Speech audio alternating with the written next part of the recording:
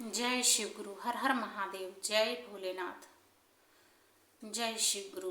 जे भी गुरु भाई गुरु बहिना ये वीडियो देखता सबके हमार प्रणाम बाटे और सबसे हाथ जोड़ के विनम्र निवेदन बा, अगर ये हमार भक्ति भजन आप सबके अच्छा लगे तो चैनल के लाइक सब्सक्राइब करके सपोर्ट जरूर कइल जा और कमेंट बॉक्स में हर हर महादेव जरूर लिखल जा।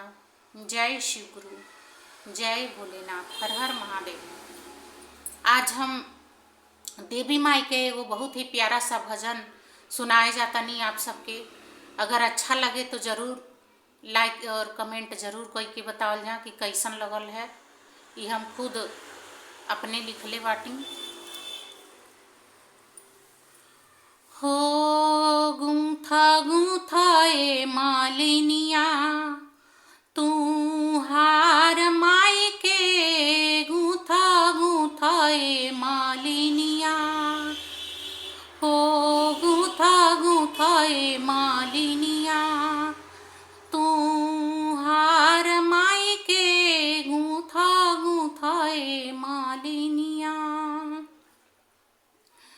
हो हार माई के हो हार माई के गूंथा गूंथा ए मालिनिया तू हार माई के गूंथा गूंथा ए मालिनिया।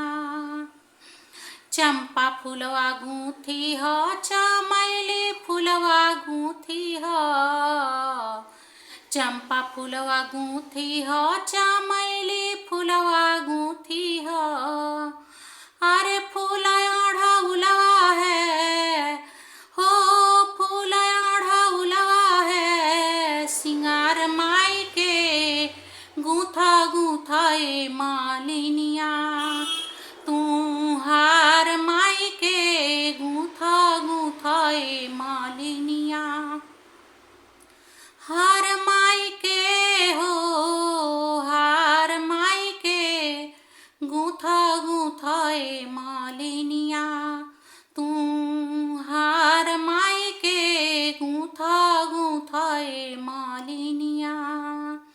हलुआया पुड़िया के भोगवा लगाई हलुआया पुड़िया के भोगवा लगाई। अरे किरवा नारियरवा है हार माई के गूंथा गूंथा ए मालिनिया तू हार माई के गूंथा गूंथा ए मालिनिया। हार माई के हो हार माई के गूंथा गूंथा ए मालिनिया। हार माई के गूंथा गूंथा ए मालिनिया। हो अरे अस्त्र शस्त्र दसो भुजा सोहे अस्त्र शस्त्र दसो भुजा सोहे। हो सोहे ललकी चुनरिया चटकार माई के सोहे ललकी चुनरिया चटकार माई के गूंथा गूंथा ए मालिनिया तू हार माई के गूंथा गूंथा ए मालिनिया। हो हार माई के गूंथा गूंथा ए मालिनिया तू हार माई के हो हार माई के हो हार माई के गूंथा गूंथा ए मालिनिया तू हार माई के गूंथा गूंथा ए मालिनिया। जय माता। जय शिव गुरु। हर हर महादेव। जय भोलेनाथ। जय शिव गुरु। सब गुरु भाई गुरु बहिना लोगन से हाथ जोड़ के विनती बा कि अगर ये माता जी के भक्ति भजन आप सबके अच्छा लगल होई तो कमेंट बॉक्स में ज़रूर लिख के बतावल जा और चैनल के लाइक सब्सक्राइब करके सपोर्ट ज़रूर कइल जा।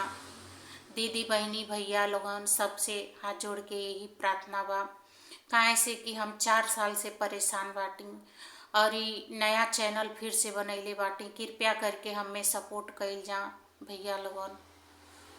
आप सब पे भगवान भोलेनाथ शिव के, माँ गौरा पार्वती के कृपा सदैव ऐसे ही बनल रहे। जय शिव गुरु। हर हर महादेव। जय भोलेनाथ। जय भोलेनाथ।